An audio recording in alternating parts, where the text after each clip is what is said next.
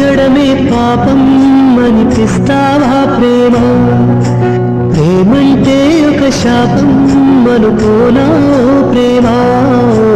అవునో కాదో అడిగేవి లేదా మౌనమా? పగ సాధించే పంతం మాని చెలిమే పంచుమా?